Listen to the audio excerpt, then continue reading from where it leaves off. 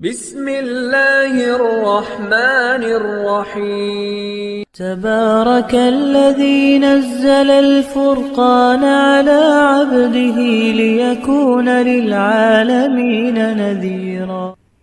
السلام علیکم ورحمۃ اللہ وبرکاتہ۔ قاری ابوبکر حیات ایک مرتبہ پھر ایک مفید ویڈیو کے ساتھ حاضر خدمت ہے۔ بہت زیادہ لوگ اس وقت جو میرے ساتھ رابطے میں ہیں نا، قاری صاحب نہ ہمارے پاس ٹائم ہے، بھول بھی اتنا چکا ہے کہ اب ٹائم دے بھی صحیح تو کچھ نہیں آتا۔ تو ان قاری صاحب کے ساتھ ویڈیو بنانے کے لیے ایک عرصے سے میں کوشش کر رہا ہوں۔ آج بھی مسجد کا ماحول خالی دیکھ کر بڑی مشکل سے ان کو میں کیمرے کے سامنے لے کے آیا ہوں۔ انتہائی منتیں کی، انہوں نے کہا یار چھوڑ دیں ان باتوں کو، لیکن بڑی مشکل سے بھائی اس بندے کی باتیں آپ نے غور سے سننی ہے، یہ بندہ کیا کہہ رہا ہے، انتہائی توجہ سے ان کی باتوں پہ آپ نے عمل کرنا ہے۔ میں پچھلے سال، گزشتہ سال جب بھی مسجد میں داخل ہوا نا، پورا سال اس بندے نے منزل یاد کی ہے، فجر سے لے کر زہر تک، زہر سے عصر تک، عصر سے مغرب تک، ہر وقت رٹے مار مار مار کے۔ آپ لوگ کہتے ہو کہ ہمارے پاس ٹائم نہیں ہے، اس بندے نے پچھلا پورا سال منزل کو دیا ہے۔ بتائیں کتنا ٹائم تھا ان کے پاس، لیکن اب ان کی منزل کس لیول پر ہے۔ آگے ذرا گفتگو کرتے ہیں۔ قاری صاحب کیا حال ہے، خیریت سے ہیں؟ الحمدللہ خیریت سے ہیں۔ قاری صاحب آپ سے ایک چھوٹا سا سوال ہے بس، یہ بتائیں کہ پچھلا پورا سال جتنی آپ نے منزل یاد کی، اس سے آپ کو تجربہ کیا حاصل ہوا؟ کہ یعنی کہ قرآن یاد کرنے سے یاد ہوتا ہے، ٹھیک ہے، اگر یاد کرنے سے یاد ہوتا ہے تو کتنا کتنا روزانہ یاد کیا جائے تو بہتر ہوتا ہے۔ اگر آپ کہتے ہیں کہ قاری صاحب یاد کرنے سے یاد نہیں ہوتا، قرآن یاد ہوتا ہے تجربے سے، تو آپ کے نزدیک تجربہ کس چیز کا نام ہے؟ پچھلے کافی عرصے سے میں قرآن شریف کو پڑھتا رہتا ہوں، اکثر اوقات یعنی دل میں معمول کے مطابق ایک رکوع کو کم سے کم 8-10 دفعہ پڑھتا ہوں۔ اور خیر خیریت، ایک رکوع کو 8-10 بار، مطلب یہ جب ایک قرآن ختم ہوا تو 8-10 قرآن ختم ہوا ہے۔ ٹھیک ہے، ٹھیک ہے شیخ۔ 8-10 دفعہ ایک رکوع کو پڑھتا ہوں، پھر اس کے بعد اس کو زبانی پڑھتا ہوں، پھر اس طرح اگلے رکوع کو یاد کرتا ہوں، پھر اس طرح پورا پاؤ پڑھتا ہوں، پھر اس کو زبانی پڑھتا ہوں۔ لیکن تجربہ تو کچھ بھی نہیں ہے، یاد نہیں ہوا ہے قرآن شریف مجھے۔ حالانکہ میں نے 13-14 سال میں نے سنایا ہے رمضان کے اندر، اور وہ بھی اسی طرح محنت، بہت زیادہ محنت کر کے سنایا ہے کہ پوری رات میری روٹین رہی ہے رمضان کے اندر کہ میں تراویح کے بعد بیٹھ کے یاد کرتا صبح کی نماز تک۔ اچھا، اس کے بعد پھر دن کو سوتا، جب پارا یاد ہو جائے اس کے بعد سوتا، پہلے میں سوتا نہیں۔ رات کو تراویح کے بعد؟ ہاں، فوراً تراویح کے بعد تو جسم ٹوٹا ہوتا ہے، بڑی ہمت کی آپ۔ بس یہ یوں سمجھے کہ 13-14 سال جو ہے نا، یہ میری مکمل یہی روٹین رہی ہے۔ اچھا، اب یہ ہے کہ قرآن شریف اس طرح کا یاد نہیں ہے مجھے کہ نماز کے اندر بھی اگر میں پڑھتا ہوں نا تو میں جھجک لگتی ہے کہ کوئی مشکل جگہ پڑھوں گا تو بس پھنس جاؤں۔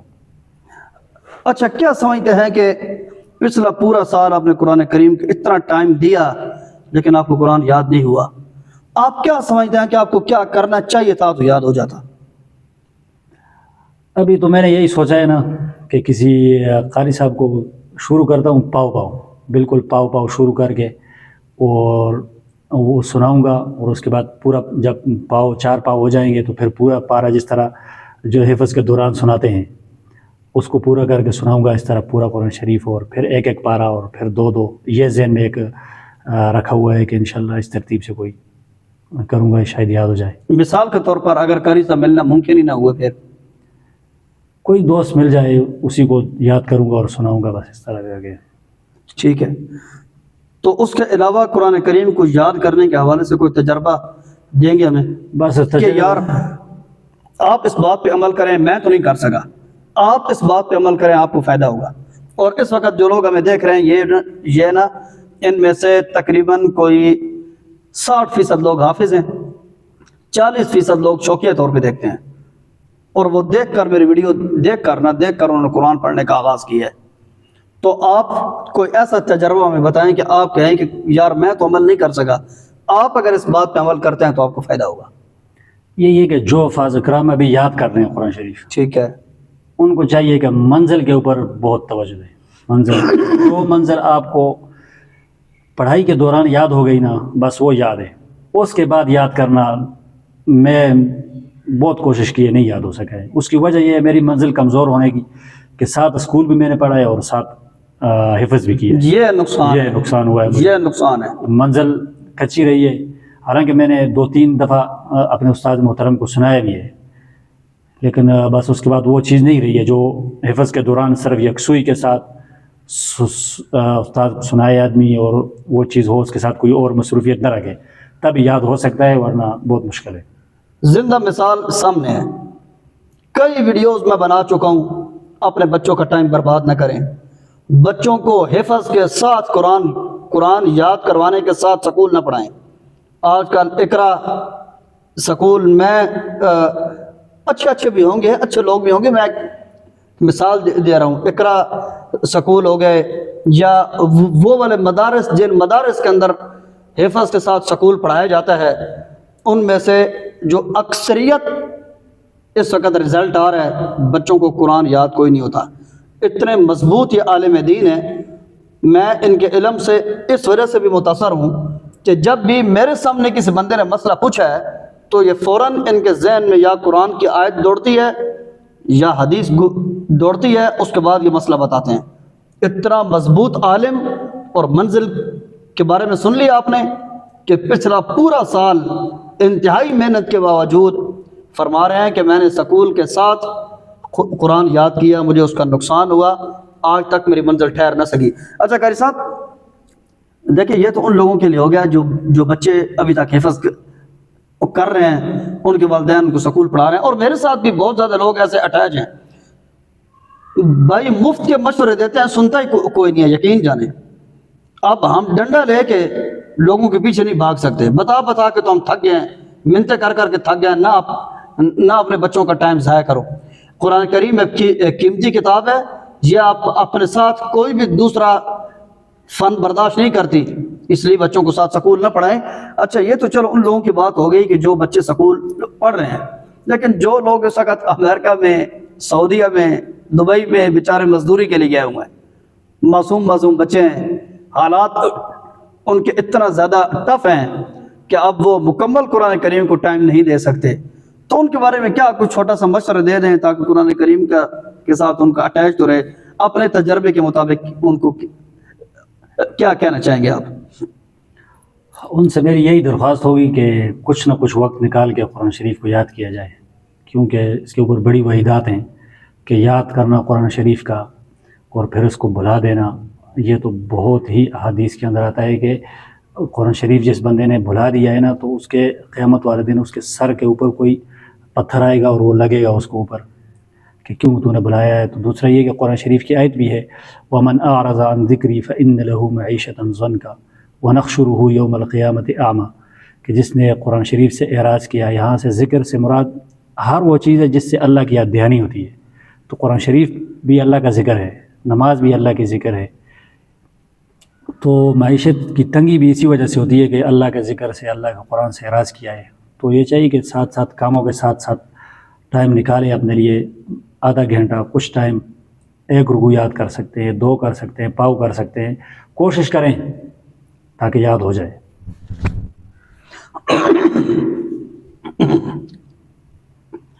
اور اس کے بارے میں میں یہ کہنا چاہوں گا، جس وقت تک ہوش و حواس ہے، صحابہ کا دور یا انبیاء کا دور تو ہے نہیں کہ ہم قرآن پہ 100% عمل کریں گے، جس وقت تک ہوش و حواس ہے تب تک کوشش کرنی چاہیے قرآن کریم کو یاد رکھنے کی۔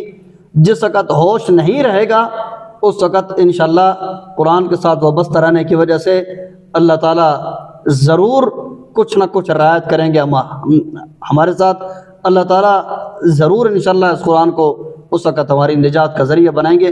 پھر صاحب اب وہ لوگ جو قرآن کریم یاد کرنا چاہتے ہیں لیکن ان کا جو کہنا ہے وہ یہ کہ ہمارے پاس ٹائم نہیں ہے، تو کیا کہنا چاہیں گے ان کو کہ اب ان کے پاس تو ٹائم ہی نہیں رہا، تو قرآن کریم کی وحیدات ان کے متعلق بھی ہیں یا مصروفیت کی وجہ سے، دنیا کی مجبوری کی وجہ سے وہ لوگ اب معاف ہیں؟ نہیں، مصروفیت کی وجہ سے تو معاف نہیں ہو سکتے ہیں، دنیا تو ہے مصروفیت کی جگہ، ادھر تو یہی ٹینشنیں ہیں کبھی بچے بیمار ہیں، کبھی ماں باپ بیمار ہیں، کبھی کیا ہو رہا ہے، کبھی دکان کی فکر ہے، کبھی نوکری کی فکر ہے، بہت سارے مسائل ہیں، لیکن ٹائم ہم نے خود نکالنا پڑے گا اس کے لیے۔ ٹھیک ہے، کچھ نہ کچھ ٹائم نکال کے قرآن شریف کو یاد کیا جائے۔ اس سے معافی نہیں ہوگی کہ ہم مصروفیت ہیں اور ہم حجت بنائیں کہ ہم مصروف تھے، اس وجہ سے ہم نے قرآن شریف کو یاد نہیں کیا، ہم سے بھول گیا ہے، یہ کوئی وہ نہیں ہے۔ اب میں خود یقین مانے مصروف ہوں، لیکن میں اپنی طرف سے فل بٹا فل کوشش کر رہا ہوں کہ ذہن میں یہی ہوتا ہے کہ اس قرآن شریف کو میں ایک وقت میں یاد کر لوں گا میں سے۔ اچھا، قرآن کریم کے اوپر اعتماد بٹھانے کا بھی کوئی تجربہ ہے کہ کیا قرآن کریم کو کس انداز سے پڑھا جائے کہ پڑھنے کے اوپر کم از کم اعتماد تو بیٹھنے کی مجھے اشارت ہے؟ پچھلا پورا سال اتنی زیادہ محنت کی آپ نے کہ ہم جب بھی مسجد میں داخل ہوئے تو ہم قرآن ہی پڑھ رہے تھے، جب بھی داخل ہوئے ہفتہ اتوار کی بھی آپ نے چھٹی نہیں کی، جمعے کی بھی چھٹی نہیں کی، لگاتار مسلسل پورا سال محنت کی، لیکن سال کے بعد آپ کے منزل کے اوپر اگرچہ قرآن یاد ہے آپ کو، لیکن اعتماد کا عالم یہ ہے کہ آپ کو اعتماد نہیں ہے۔ تو اعتماد بٹھانے کے لیے کیا کہیں گے کہ کیا قرآن کریم کے بارے میں کرنا چاہیے کہ پڑھنے کا اعتماد تو بیٹھے کم از کم؟